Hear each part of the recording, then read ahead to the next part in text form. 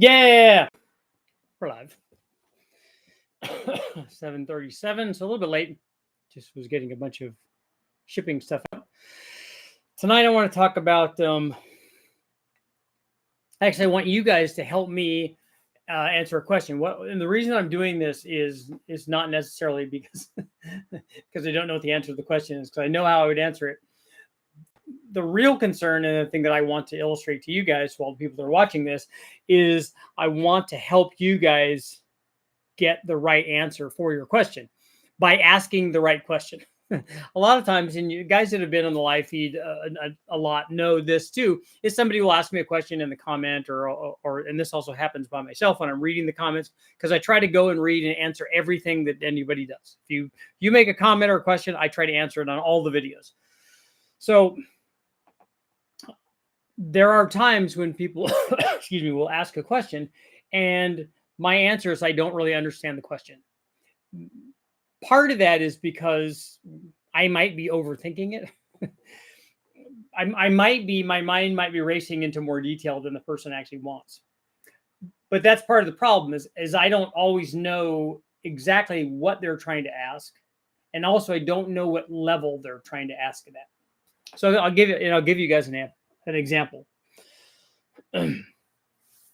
So one of the questions I got recently was, and this was not with a bunch of context before this. So this was just a question out of the blue.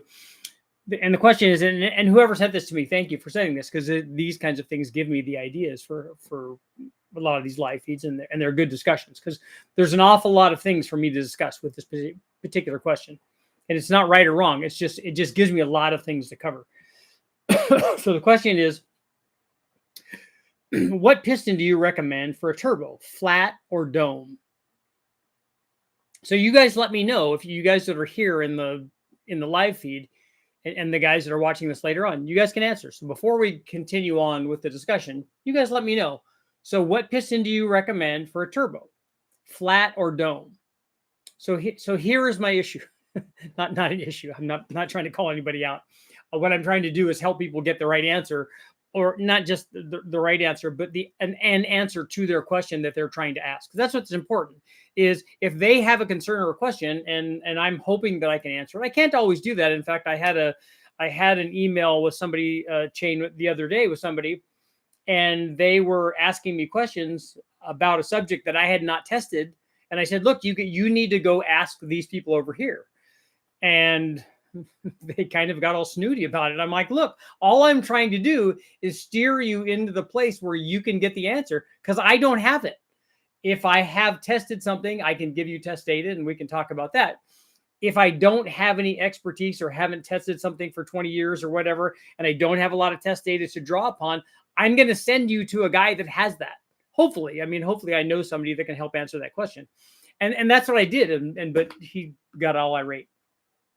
So the question again, what piston do you recommend for a turbo, flat or dome? Here are the things. Here are the things that make me question which road I should go down to answer this. So I don't know if he is asking, I don't know what application he's asking this for. First of all, is this for a street motor? Is he asking, does he think that one particular piston design works better under boost? So is this is this an efficiency thing? Is it a flame travel issue? Does he think specifically that because a lot of times we've heard, especially back in the past, we have turbo pistons. So the turbo pistons were a piston with a big dish in it, usually is what they originally came out to. And for those back then, it wasn't designed specifically for a turbo. And this is the other thing about this is if somebody thinks that a piston design works specifically with a turbo, I think you need to think about it in more detail. That's probably not the case. The piston design should complement the combustion chamber design, and then it also should work with the thing that you're trying to do. So I don't know if he thinks that a particular piston works well with boost in the way that guys ask about a particular camshaft. Oh, is this a turbo cam? Does this work? Does this thing magically work with turbos different than it does NA somehow? And I'm wondering if he's thinking the same thing about pistons. Is there a piston that's more conducive to turbocharging than others? Like I said, I'm going off down this other direction that he's probably not asking. The other thing is he thinking about this in terms of just like static compression? So is he thinking that the flat top does one thing and then a dome piston does another? I don't get dome questions a lot on turbo things, normally because people usually think going the other way, not like high compression. But let's say a dome is high compression and a flat top is medium compression and a dish is low compression. Usually it's scaled the other way. It's dish or flat top. It's not usually dome. But on a big block Chevy, it would be a dome. I mean, you would normally have a dome. You could run a flat top in it on, and particularly as you go up in displacement, you could run a flat top on it. But more likely than not, like the things I put together, they're going to be around, try to get them at around 10-1 or something. So they're going to have some kind of dome on them. So again, is the dome specific to, I don't know, booster or turbocharger, or is this just a compression thing? Like, is he asking, is his question really, how much compression should I run on my turbo combination? And then we got to go to a whole nother step. If that's the case, if it is a compression ratio thing, what is he doing with the motor? I don't know any of this. What is he doing with it? And this is how my mind races when I'm trying to answer a question, and why sometimes I get stumped by this, because I don't know which one of these roads to go down.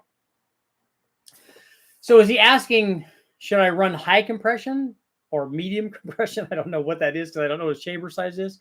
Maybe he has a really big chamber and he's filling it with a dome to try to get a medium level of compression. And again, if it's a high compression versus lower compression, as an absolute, the higher compression makes more power. Now, I think you could get to a point where the dome filling the combustion chamber has a negative effect on flame travel. And again, that's a whole nother level of things. But the question then becomes, if you're talking, if this is actually a compression question, should I run high compression or low compression? The question then becomes, as it always does, it's based on octane. So if you can run, and guys have run 12 or 13-1 static compression with turbo combinations, but they have really high octane stuff. Maybe they're running methanol. And so you can, not only can you get away with that, but it actually might be the way to go. It might be the chosen thing for that particular combination. You want the high compression, particularly if you can get that with a flat top piston and not really a dome. Normally, I don't recommend domes. So if it's that easy, if it's just, hey, do you use a dome in an LS? I certainly wouldn't. It would be a flat top or it would be a dish. In my opinion, there's not a reason to go to a dome. Although in the 4.8 that I ran, because it's small displacement, it had a small dome. It had a 7cc dome, which is not very big. It's just kind of a bump, but it had a dome. So again, what is the application? What are we trying to achieve? What compression do you want? What octane fuel are you using? How much boost are you running? What is the application? Is this a street car? Are you trying to get good fuel mileage? Are you trying to improve, like, is it a Le Mans car where you're trying to improve off boost? Although at Le Mans, you might not be off boost very much. But if it's a street car, you're trying to improve off boost fuel efficiency and then also turbo response. All of these things. And this is why, and this is not me being aggravated with this person, because that's not it at all. I just want to be able to get the guy the information that he's obviously asking for. I'm just not sure exactly what he's asking for. And so usually I have to, this is my, this is my issue with, and as everybody here knows, it's my issue with the word thoughts. If somebody says, what are your thoughts about turbo cams?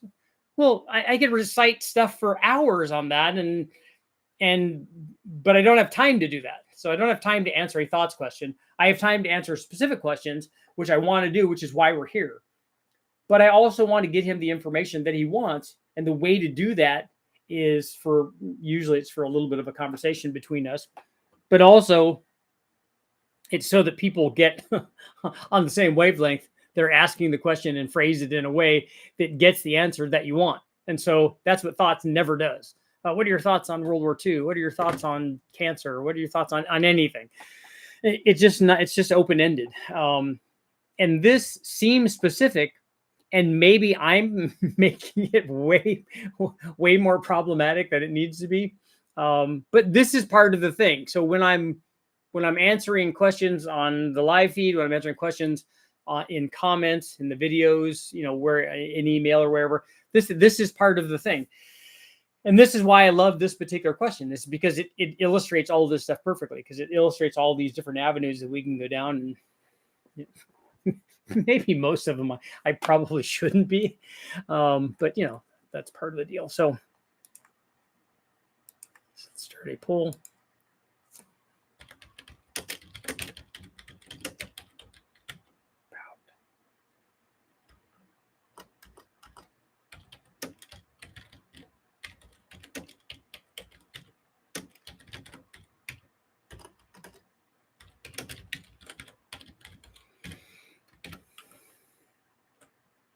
Okay, so the poll for today was all the things that we just discussed. Was his question that we just talked about, was his question simply about static compression ratio?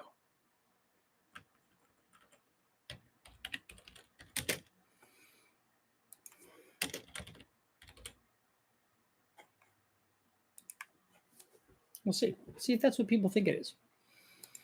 I don't have the answer to that. I don't know, because I haven't asked them. I was in before the notification. Nice. See? You're just lurking, just creeping, right? I need always 6 pistons for more compression. As opposed to what? As opposed to an LQ4 piston? Kyle, what's going on? Brian, thank you for the kind words. Flat or dish, never dome unless compression is lacking. Yeah, like I said, there are some applications where I would do that. Not normally LS though. Thermally coated one. It's also another avenue.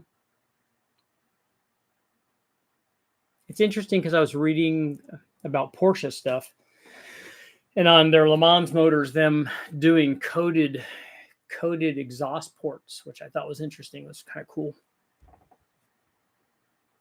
A D dish, yeah.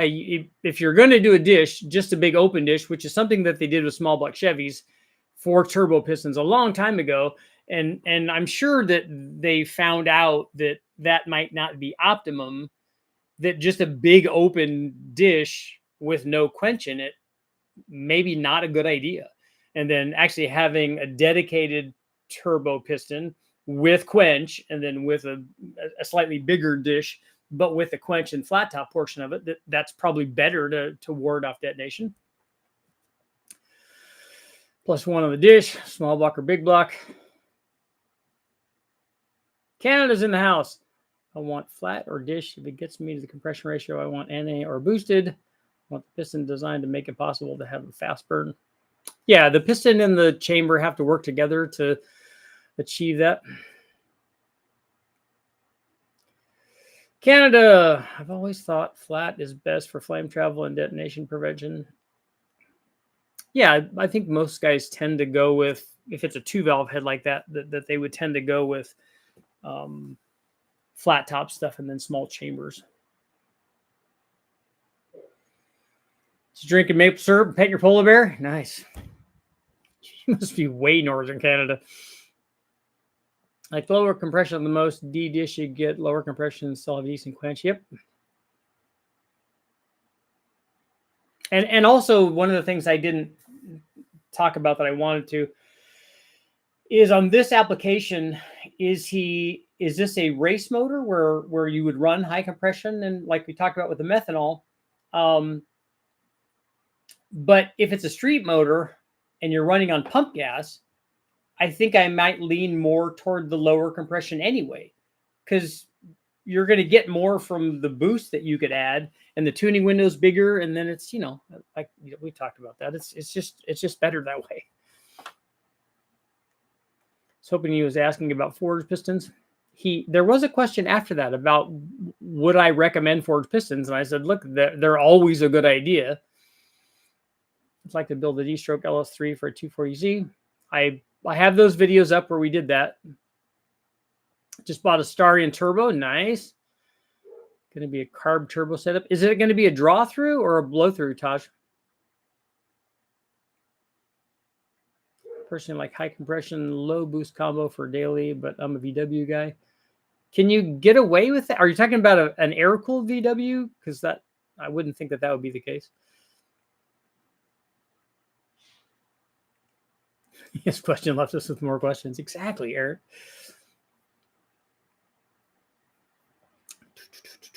The LS flat top piston, I saw one of your dyno motors was exceptionally bland looking, very flat. Did you want it to be something more than that? VR6 3.2 E85 12. Oh, okay, E85. That's good. 7 to 12 boost range. 12.5 to 1. How are you getting 12.5 to 1 out of that thing?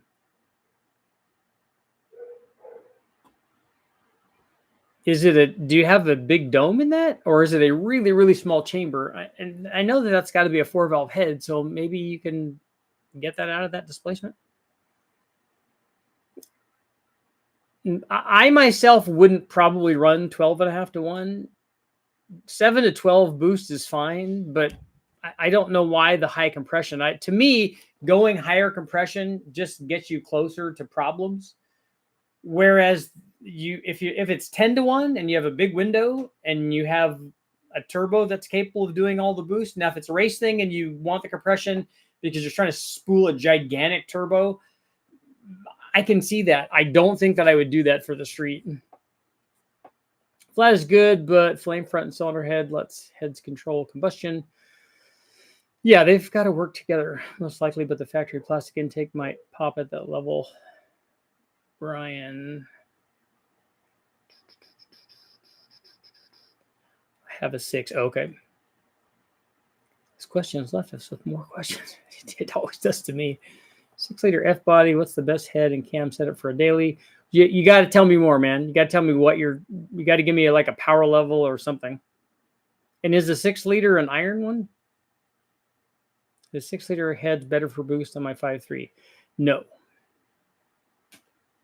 The heads that you have on your 5.3 are better than the 6-liter heads. The 6-liter heads will bring the compression way down and it'll make the spool up worse. And a 5.3, a stock 5.3 already has low enough compression for being a turbo motor. Mike, happy to help, man. Boomhauer once said, I think so, therefore you are. Ever thought about driving in a Toyota V8 like a UZ or UR engine family? I would like to run one on the engine dyno. Our problem is that it's just not really set up for it. Have you seen the speed of air pistons? They have dimples. Yeah, we did a live feed on those before. They're intended for diesels, but now they sell them for LS series for $1,500 to $2,500 a set. I would sure like to see what it does.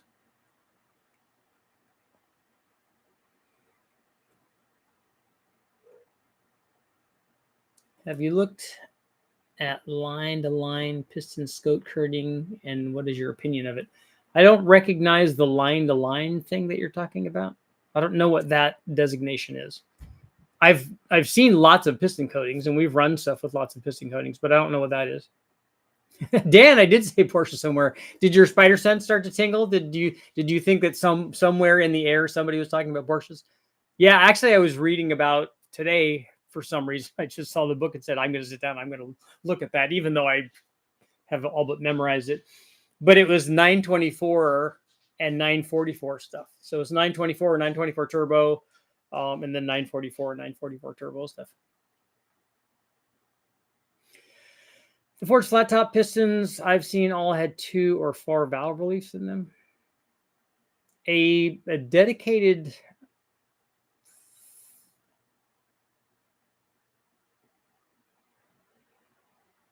A 2-valve head, a piston for a 2-valve head should have either 2 valve reliefs in it, or some of them I've seen them trough it all the way across. Blow through 3838 synchronous Weber on the Montero. Okay, cool. Is that carburetor in a box, or is it do you have a bonnet on top of it? I believe the first question would be the octane fuel, engine displacement, what turbo, usable on boost range are you pursuing? Yep, all of that stuff is good. Be careful with the Starion. The cylinder heads are made of glass and crack if you breathe on them too hard. 292 Chevy straight 6. It's a different head with a dome piston help response. We'll install the turbo later. Does the 292 have an issue with, does it have a really big chamber or something?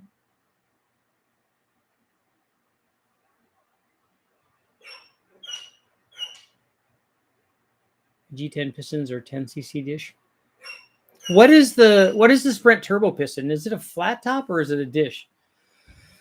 For Coyote Street Car, do you like TVS or twin screw superchargers better and why? A twin screw supercharger, despite what people keep arguing with me about on the TVS stuff, a twin screw supercharger is a more efficient supercharger. It takes less power to drive, the charge temperature will be lower, and ultimately it can make more power. But the TVS, and again, this is all nuance because the guys that argue with you about this want to set it up so that the test skews one or the other of the two. You can have lots of fun with either one of those because either one of those can make like 4-digit power levels, and some of them can make way more than that. So I think that you would be happy with either one. Would be pump 91, 93, and a shift point of 7,500 to 8,000. Well, 7,500 to 8,000 is a big jump.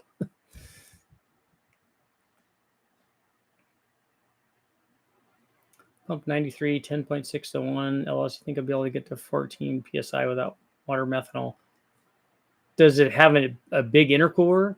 Does it have cold air on it? How hot are you running the thing? And with enough timing retard, you can do that. Looking for 500 wheel horsepower-ish, just a weekend track car. So are you going to try to do that NA?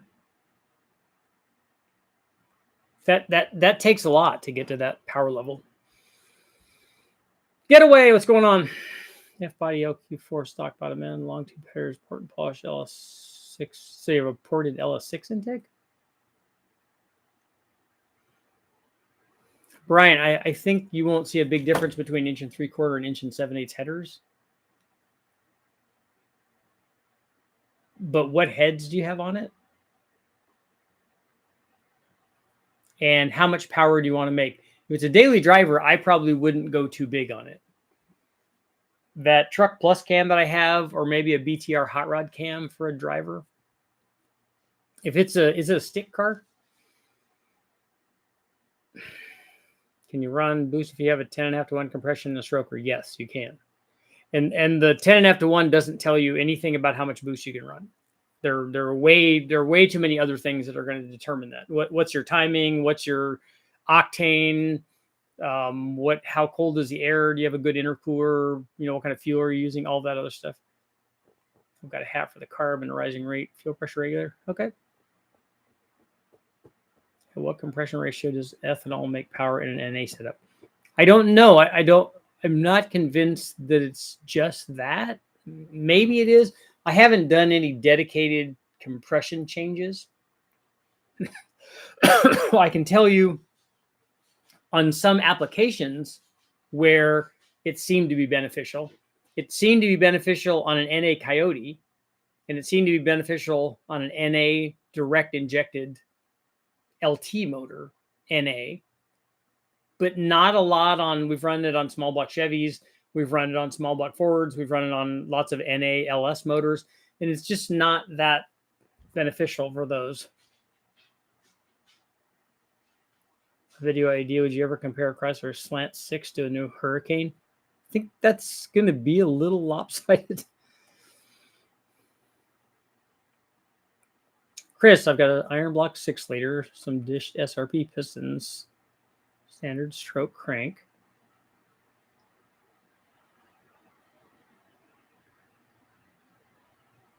The lift on the cam doesn't tell me enough, though.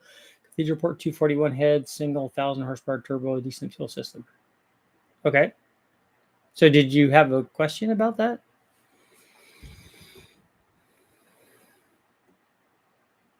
The thing that tells me what all that is going to do is the 1,000 horsepower turbo. What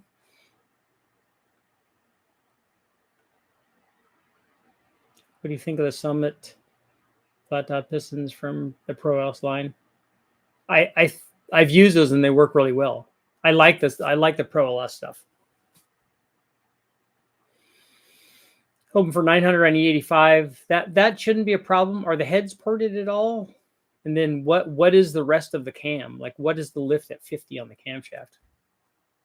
Not that it's going to make too much of a difference. If it's a 600 575, it's probably going to have 220s or 230s or something, I would think.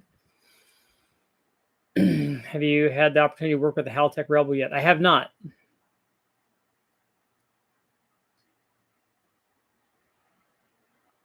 Area intercore 15, 16 injectors. Yeah, that's enough. That's easily enough injector for that. I like the power of a TVS, and most of the time it's a smaller rotor pack like a 2300 instead of a big Whipple 3.4, just my preference. Yeah, a 2300 isn't even in the same league as the 2650 stuff or the bigger ones. And the Whipple, unless they've changed their rotor pack, and the Whipple guys might not like me for this, but the rotor pack that's in the Whipple is not as efficient as the rotor pack that's in a Kenny Bell. So I think that the Kenny Bell makes more power than a Whipple.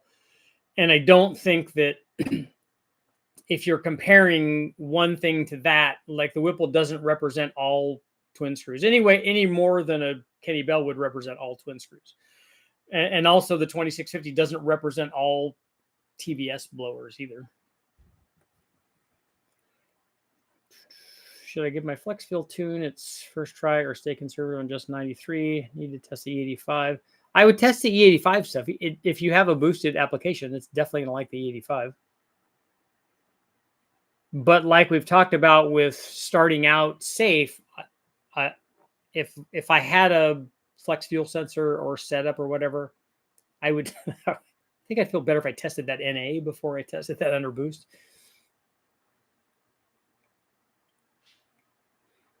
You have a fuel tech running it. I don't have any experience with those. Can I boost my 10.5 to 1 355 small block Chevy with a Pro Charger? Yes. Stock bottom end, flat top piston. Don't want to blow it up. The thing that would concern me on that is ring gap. I don't know what your ring gap is. That could run into a problem. And I don't know how much boost you want to run on that thing either. But if you have good enough fuel, like if you had that and you ran on E85, I think you'd be pretty happy.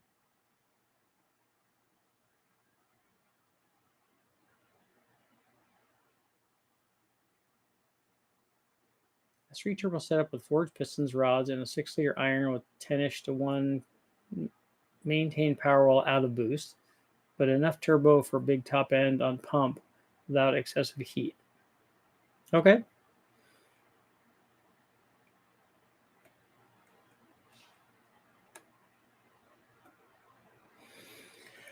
What's the max RPM you'd spin on a stock bottom on 6-liter iron block? The block doesn't care about RPM. And actually, the bottom end's not going to care that much about RPM either. The valve train is going to be your first problem. When you balance the rotating assembly, it's balanced already from the factory or by a pre-balanced rotating assembly. If you're going to get another assembly that you want to put in there, it's definitely going to have to be balanced. The top end head spring and airflow. What it has to have is more than just spring. It has to have, and I don't know how high you want to run this, but to give you an idea, we got 500 pulls with this more than that now, with the 5.3 stock bottom end that already had a couple 100,000 miles on it. And we have, I'm sure, 100 pulls to 7,700. And it's just stock out of a wrecking yard. I was wondering which way D-shaped pistons are installed in an Oldsmobile 455. My logic says it would look like a smiley face. However, the machinist says otherwise. The flat portion of the piston needs to mate up to the flat portion of the head. And then the valve relief should tell you what orientation the piston goes in. Is there any piston better for high RPM? A forged one that's strong enough to withstand the snatch loads is good. And lighter weight pistons are usually what they do for RPM. If I remember, they're flat tops with valve release. I think I have some pictures of it when we had the head off. That's kind of what I remember.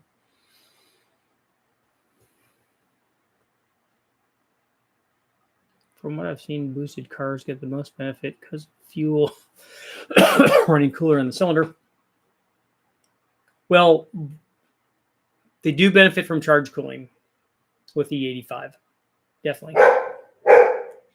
And I don't think we've run across a setup with a turbo or a blower on it where it's not added power with E85 without changing the timing.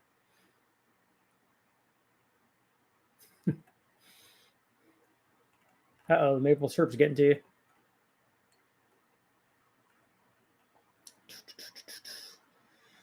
.363 small look forward heads flow 320 routing set assembly 10.4 to 1 41,000 so compression should be 9.8 going eBay twin turbos. It has T3 T4 61 air. Was referred to 6973 with 91 air. Is this too? I'm sure you're finishing up what you're doing.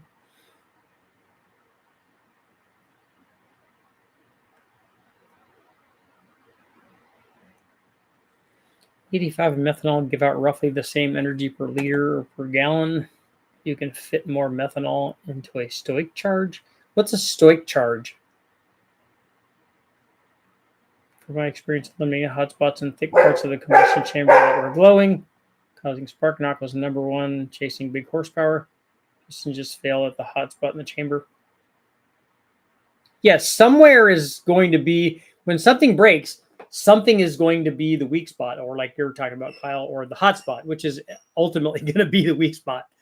You have to find out what that is. And that's why engine development programs go through all that. They break stuff. And you figure out, hey, look at this sharp edge that we left when we machined the valve relief for the piston. We probably shouldn't have that there.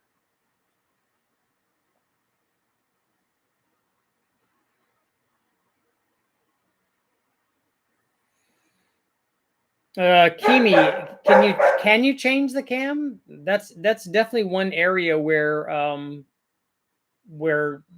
of these short track cams are going to have really tight LSAs. If you can do anything to, if it's a 2-barrel motor, can you do anything to get more airflow in? Can a PCV or a, that kind of thing?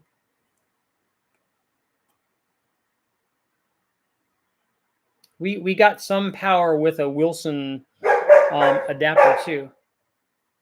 226 set. Yeah, okay. Just want your opinion on having the ability to use E110 fuel, 98 pump, and 85 with spool time very much using lower compression pistons. 241s are ported. Yeah, lower compression is going to change spool. How do you determine spring rate in a valve train? Well, if you were to math it out, it would be very difficult. But because all the things that change it, rocker ratio would change it, the valve, the actual valve weight would change it, the RPM that you want to run, the stability of the cam, there's all kinds of things. But for the most part, we go by things that we've run before that we know work, and getting lots of data from dynos and particularly from spintrons tell us what works. Because spring rate is not the cure for things. Spring stability is, and that's usually a cam lobe kind of thing.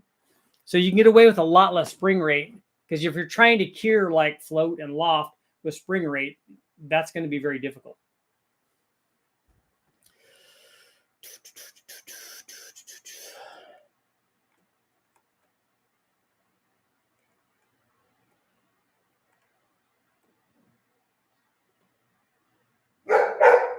Richard just emailed you about a cam we spoke about in yesterday for the twin turbo 402 build I'm doing. Okay. Is it a 402 LS? Working load. I'm always spooked when I run my 5.7 LS1 to 7,400. Every time I run it to 7,700, I think it's going to break. Every pull, I think, oh yeah, this is going to be the last one. And yet it just keeps going. Was a good air fuel on a turbo LQ4, 706 heads, 13 pounds of boost at wide open throttle in the 11s. 11.0 to 11.5 is fine. If we're trying to get real spicy, 11.8, but somewhere in the 11s is fine.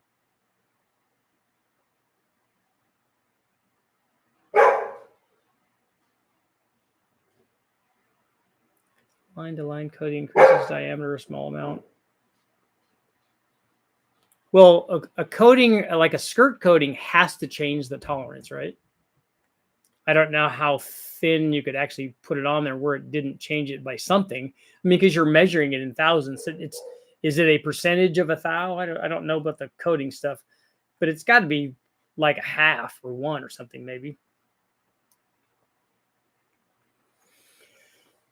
Let's see. I guess I should rephrase my question. What do I need to do to run boost on a 3 to 3 stroke or a 10.5 to 1 and a built bottom end? You have to have good fuel. You have to have an intercooler, and the tune has to be right. And you have to have, and I would recommend that you get cold air going to whatever you're using for boost.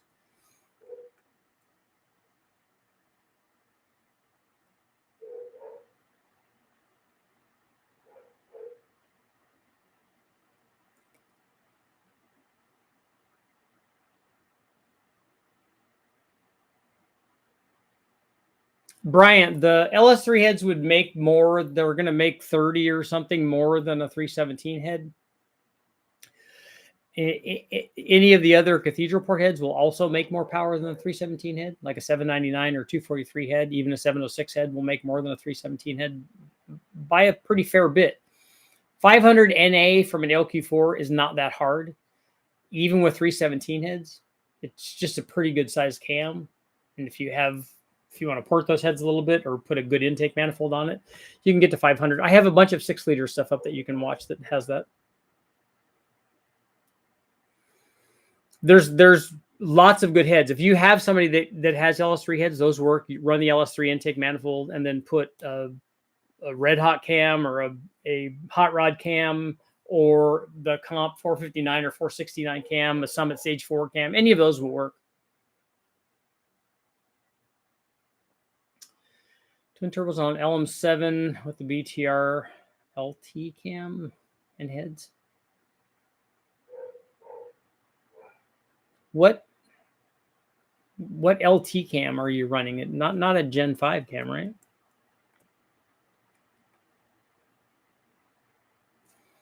Straight distilled water with 2% water-soluble oil methanol is to prevent the water from freezing. You had a bit more timing when injecting water and can lean the mixture a bit. Desmo fixes most valve train instability problems. Yeah. Junior, you have a sticker? Did you have it made? What were the results from Feral 60E with boost video? I don't remember doing one.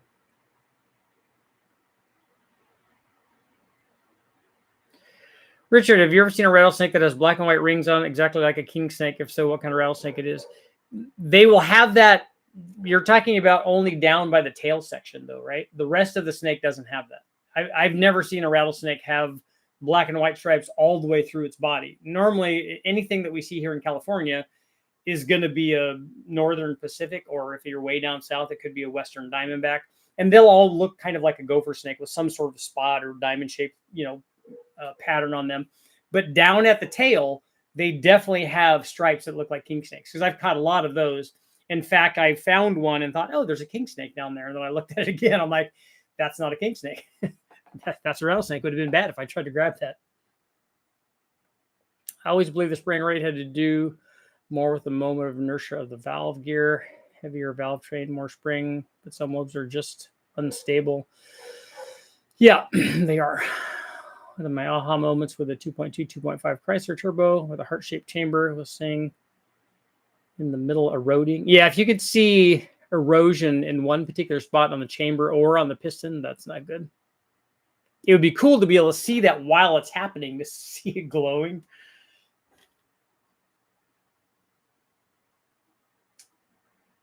Yes, it will work. Gen 5 head and cam on a Gen 3 block. Okay, so I didn't get that. You were saying you were just saying the cam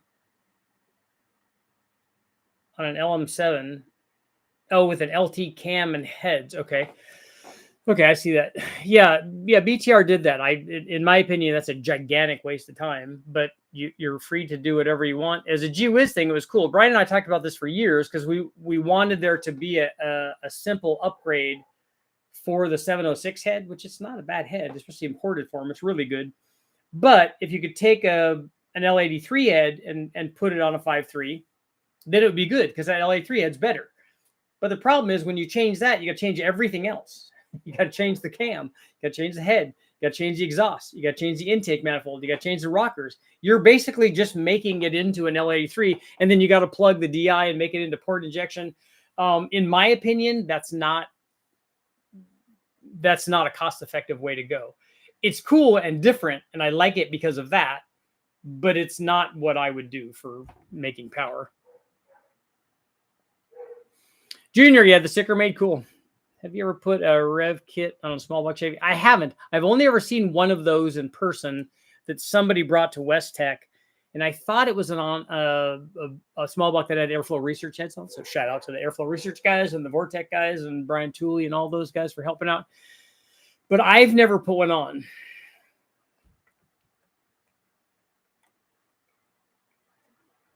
The whole snake has it. It's a black head. Looks exactly like a king snake, 38 inches long with 9 rattles and a small head.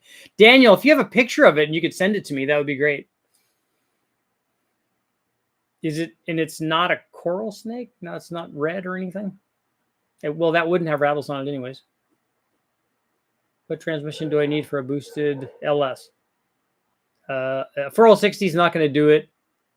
Guys say modified ones do it. I don't know if that's true. A turbo 400 is going to need to be built to be able to do it. Same thing with a 4L80. For 1,000 horsepower, it takes some work on a transmission.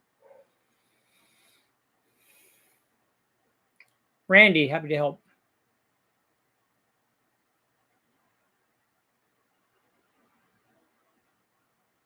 Richard, does changing intake tube length change intake sound? I think it does. I've not listened specifically for that. But since the reflected wave is changing, I think it almost has to change the acoustics.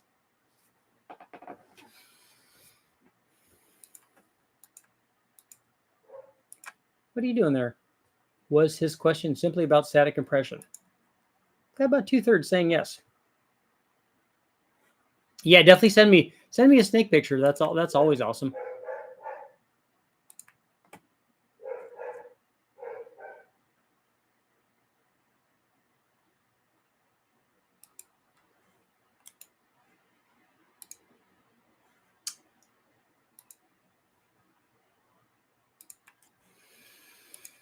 There.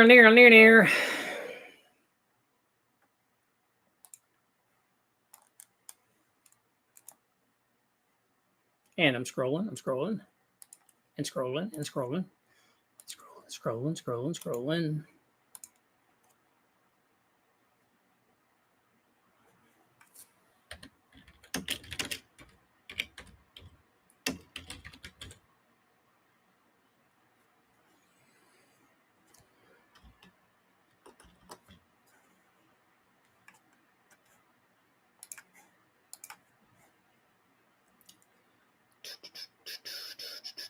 What about built Power Glide? Yeah, guys, you can run Power Glides. Those can be built up enough to run way more power than that. What valve springs you recommend for a 1.8 roller rocker with a 560 lift cam? Is the 560 lift cam with the 1.8 or is it with a 1.7? And you would need a valve spring if it's 560 lift with a 1.7 and you're going to a 1.8. You're going to need a 600 lift spring. And I don't know if you're going to find exactly a 600 lift spring, but somewhere in that range, just so that you can take into account, whatever the lift is. What's going on with the aluminum Gen 453? The LC9 needs to be put back together. The other L33 is just sitting there. I got stung by a black wasp that had white stripes. It messed me up for a couple of days. Was it the murder wasps or whatever? Lenko? Yeah, the Lenkos could hold a lot, Dan. That's right. You go off Google results. So is that why you're here, REL, to to show your ignorance. Because you might want to Google my name and you'll see my picture and you'll see what I've done for the last 30 years. But we don't want people here that are going to be negative like that, because you obviously don't know what you're talking about. Call them snake picks now. Exactly. Why does the interwebs concentrate on cam, never mention converters? Although every converter should theoretically be tuned to its applications. Interesting. I've wanted to do a cam versus converter comparison for a long time. Converters help a lot. They would help a lot on a stock one. Most people think that a converter is, oh, I have to get a converter now because I got too much cam. But getting the converter is a good thing. Getting the converter is, if you did an acceleration test, getting a converter might help your ET in mile an hour more than the camshaft does.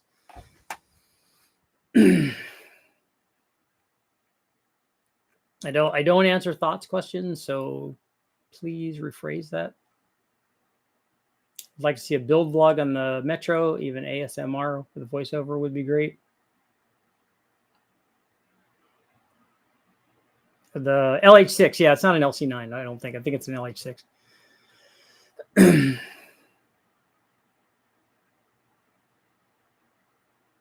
You sound skeptical about adding a bit more timing and lean mixture when injecting water. H2O slows the burn rate, so timing can be advanced a bit. So when we run water methanol injection, what we do is we run water methanol and then we try timing sweeps. And if it helps, it helps. And if it doesn't, it doesn't. We usually have enough. But the thing that I don't do, and this is what the water methanol guys, this is why they think that I'm skewing it. I put enough octane in there to where we're not going to hurt the motor. And so I can run all the timing that the motor wants, because the combustion chamber wants a certain amount of timing. And so if you can give it that amount of timing, it will make the maximum power. Adding water methanol now to that doesn't allow you to add more timing, or at least I haven't seen gains from adding more timing when we put water methanol in there and we already have the maximum amount of timing that the chamber wants. I just haven't seen that. If you don't have enough timing in it, and then you add water methanol, and then now that allows you to put timing in it, because otherwise you are going to experience detonation, that will show power. But the water methanol itself didn't do that. only the timing did. Methanol, though, can help. I don't know why I'm going to cover that.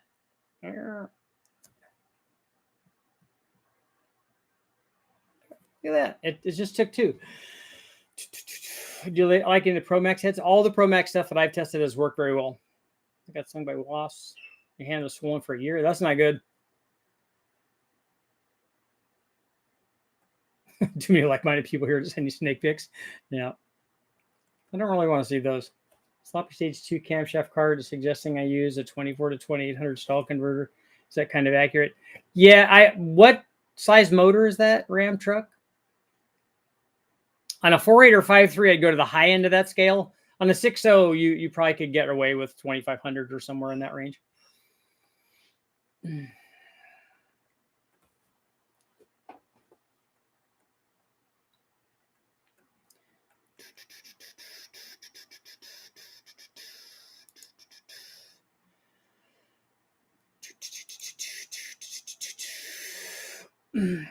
Yeah, he's gone. I don't understand why people would come here, especially when you're misinformed. That, there are guys that come just as trolls and they know that they're misinformed. Well, they're not misinformed because they already know what the truth is. They just want to, poke the wasp nest or whatever. Since we're talking about wasps,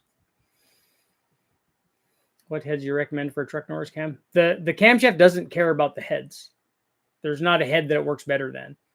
There are heads that will help your combination, help it make more power, but they will do that with any camshaft. It's 560 with a 1.7, so it'll be more with a 1.8. Single turbo setup, so I'm thinking of using a double spring kit for 660. I think 660 is overkill, and I wouldn't do that.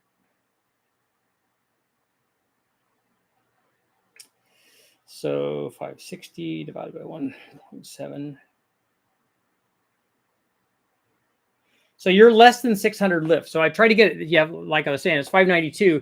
So I would suggest you get a 600 lift spring or something closer to 600 than a 660.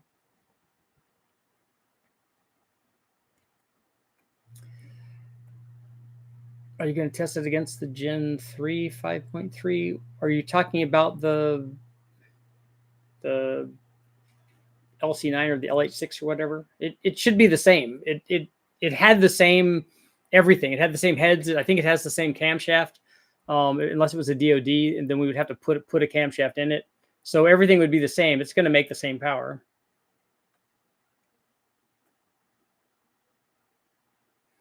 Use TSP 660 lift spring shim to 80 of coil bind. Okay, that's good.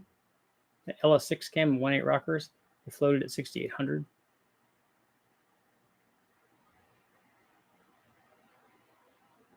How much horsepower is stage 2, 5.3 with 585 lift, 230 duration, 450? I don't know what you mean by stage 2. The sloppy stage 2?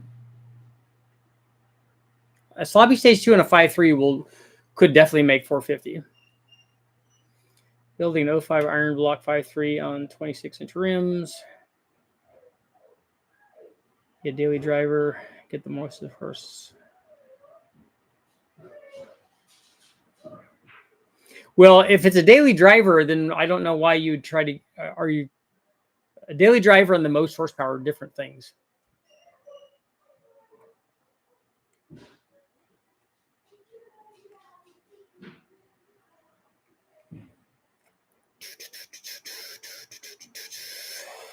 Let's see. 602 crate engine, legal changes. Yeah.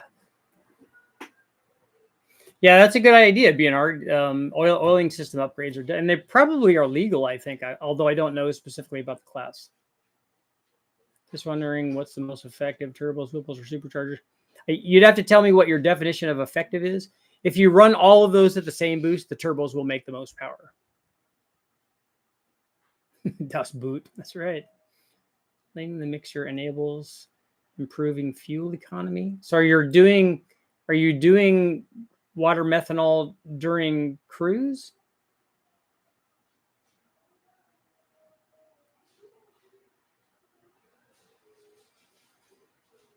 Dale, I'm friends with Dave. I know about his stuff. I understand it. I would never recommend anybody run water methanol injection under cruise. I won't ever do that. I won't ever recommend that they do that trying to get good fuel mileage. They did have testing of water, methanol, or ethanol injection on airplane engines. Chrysler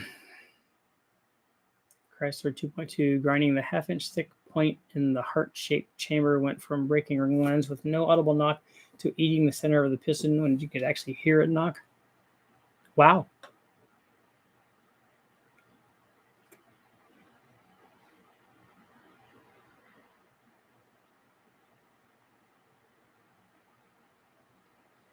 How much pushrod length will change in length from a 1.7 to 1.8 roller rocker setup? I mean, how much are you going to have to change your pushrod going from that rocker setup? You have to put it on there and see. You're going to have to see what the rocker geometry looks like.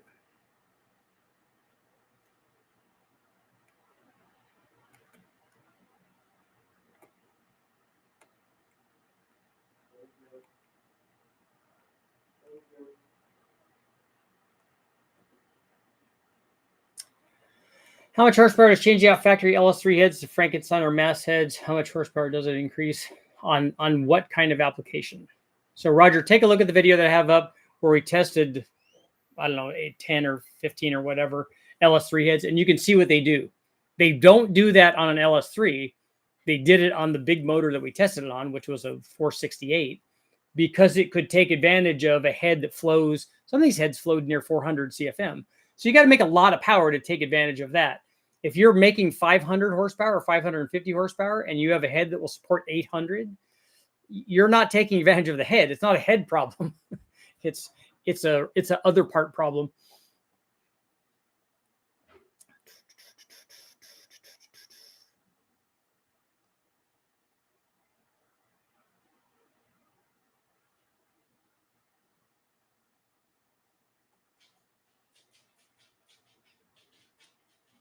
John, I wouldn't use twin GT45s. I would win. How much power do you want to make? Let's just start there. Let's go back. On your 363, how much power do you want to make? And if you're wanting less than 1,000 horsepower, I would put GT3582s on it. If you're wanting to make a lot less than 1,000 horsepower, I would put GT30s on it. And if you're wanting to make 1,500 or more, then I put GT45s on it. That's how I would dictate which turbos I would use. And then the other things that you're talking about, if you want to hone in on getting the thing to be more or less responsive, then you can start worrying about ARs.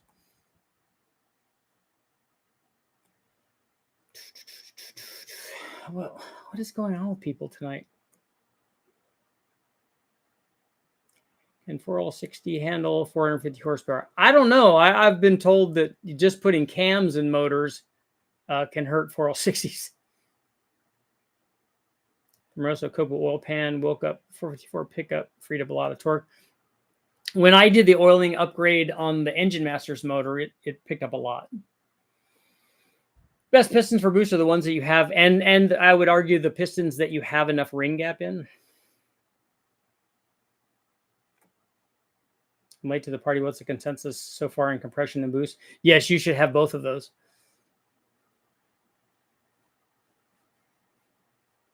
Eric, we'll see you later. Could a stroker kit be installed without boring the block? You mean? Yeah, you can. You could use the same bore piston. More than likely, you wouldn't be using the same compression height piston, so you couldn't use a factory piston. It would be an aftermarket piston.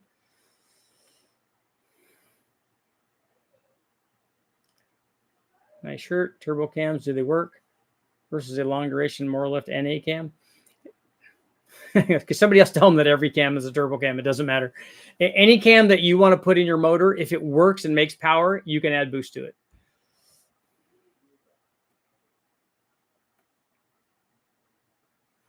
How different is the ring gap between nitrous and boost? I don't make it any different. They're the same.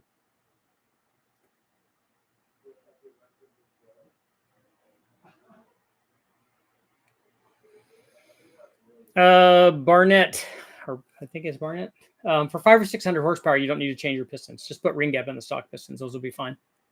So let's go ahead and was his question simply about static compression? And their pull at 64%. You know, like I said, I was probably overthinking it. Probably overthink and thought it and thunked it.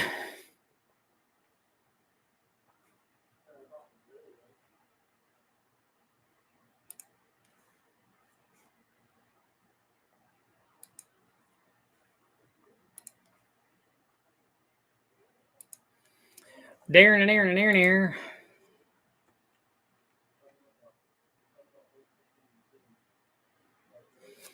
Aftermarket pistons and rods are never a bad idea, but they're not required for 500 or 600 horsepower on a 5.3 turbo. A 500 horsepower 5.3 turbo is just a stock 5.3 with a turbo. And you just put bigger injectors in it and a fuel pump and a tune, and you can have 500 horsepower. It's easier to get 600 if you put a cam in it, because then you run the same boost as you do when it was 500. It's just that now you're making 600. But the boost is the same.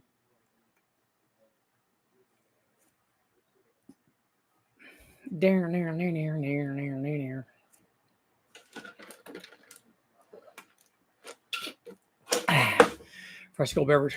What converter do you recommend for a 4L60 LQ4 heads and cam setup? 450 to 500 horsepower. Well, a stock LQ4 makes 400 horsepower. To give you an idea, and you use a stock converter with that. But something in the 25 to 2800 you'll like. How much horsepower could a small block 400 crankshaft add to a 383? It's easy. It's fairly easy to calculate. You're just making a 383 out of it, basically. So if you take 350, you take the horsepower and divide it by 350, and then multiply it by 400, or multiply it by 383, you kind of get your new power output. Are aftermarket rods pistons better than stock for reliability? Yes. They're stronger. But I honestly don't know if they last longer as long as you don't detonate the motor. The one thing that stock pistons and rods will have is a lot more miles on them. They'll have a lot more cycles on them.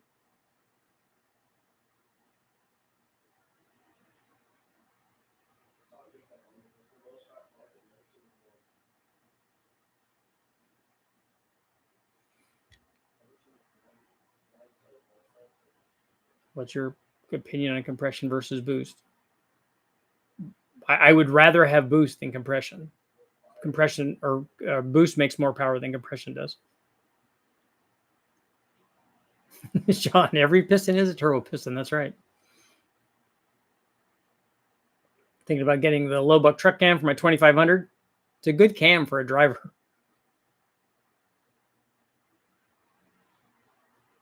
What's the horsepower addition of a K-Tech head? I don't know. I have run one. I just have not compared it directly to something else. In looking at the flow numbers, I wasn't very impressed by the flow numbers, but also the flow numbers that they had for the stock head seemed low to me. And I flowed a lot of stock 706 heads and 241 and 799s and all those. But I'm not going to say that the K-Tech guys don't know what they're doing, because they do know what they're doing. They're very good at what they do.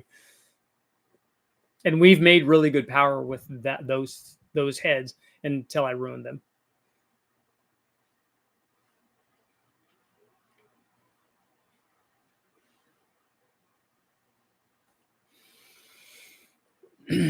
Yeah, the short track boys, they're not afraid to mix it up.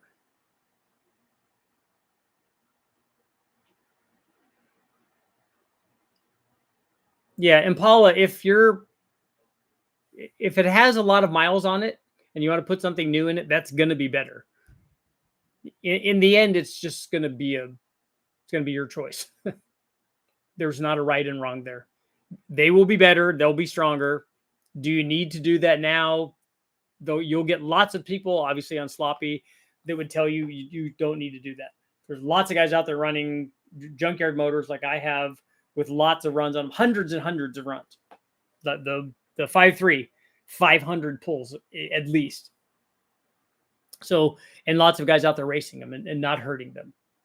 You in the end, you get to choose. You get to do what you want. Is it worth it to put an LT2 intake on an LT1 motor? I don't know. I haven't seen the exact test results of that.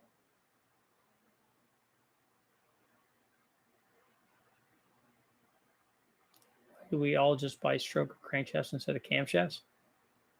Well, did you watch the video and see how much stroker assemblies cost? Because a camshaft costs $179.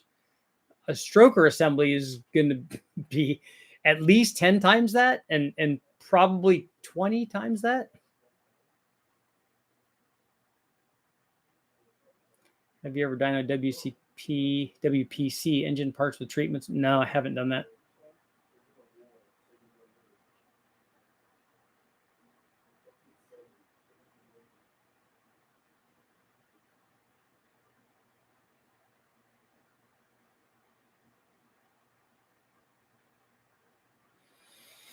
I remember blower pistons used to be real thick on the crowns.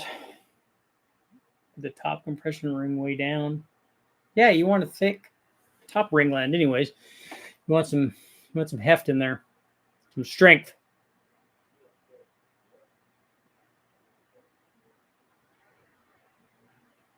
Impala, there's no way to determine that, because the compression and boost don't, and even octane don't determine what the detonation threshold is there. Richard, how much space do you normally allow between maximum lift of the valve and coil bind of the spring? 30 thousandths is actually a pretty good number. I've run it with a lot more, and we've run some with a little bit less. The spring manufacturers and stuff, and all the books for all the magazine stuff will tell you more than that, but race engines are not built like that. You want to try to minimize the amount of spring movement that's available. What's been on the engine you thought was the best out of all the ones you've worked on? I don't know what you mean by what's been on there.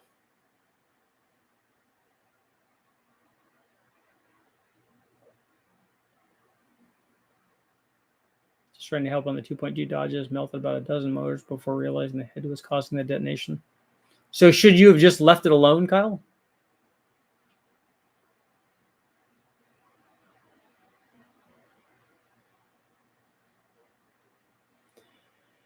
You can have 10-to-1 compression and low dynamic of 8.1. But again, dynamic compression doesn't determine detonation threshold. You can detonate it because you have hot spots. You can detonate it because you have a really, really high charge temperature. You can detonate it because you have really, really high water temperature. All of those things. Dynamic compression is one part of it. So is static compression is one part of it.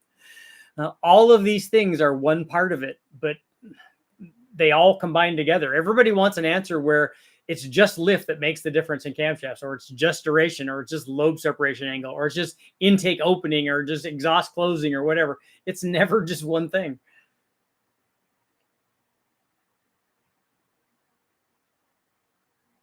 I have an LT1 Camaro on pump gas. Would you recommend going to 85? You're going to have it retuned, right? I mean, I don't know how expensive that is. Sean, that's right. Combinations. Donks need a really strong transmission rear end. Those big wheels have a lot of mass. And isn't the car itself also going to weigh quite a bit? I think that those are cool. I think it's awesome when they make those things super fast.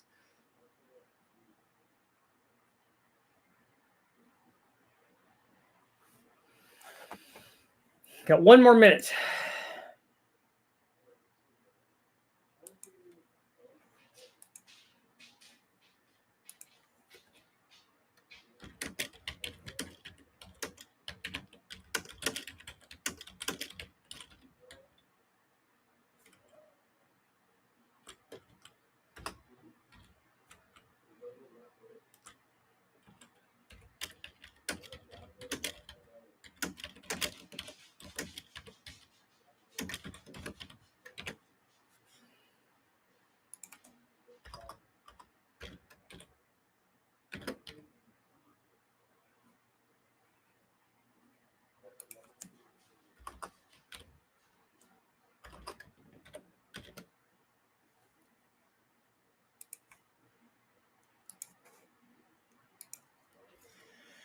Near. About like a full-size pickup, okay. Create small block 350, takes 93 octane.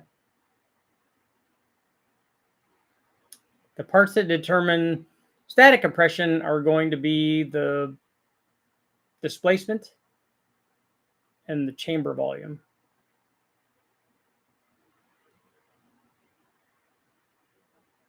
But like Icon was saying, dynamic compression, the air intake temperature, if you have an open element air cleaner under the hood, it's drawing in hot air. That's bad.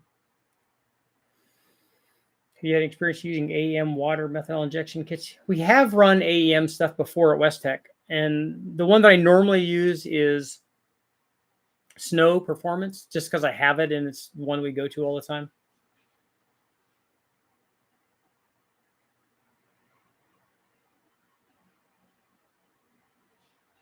Yeah, Kimi, those are different.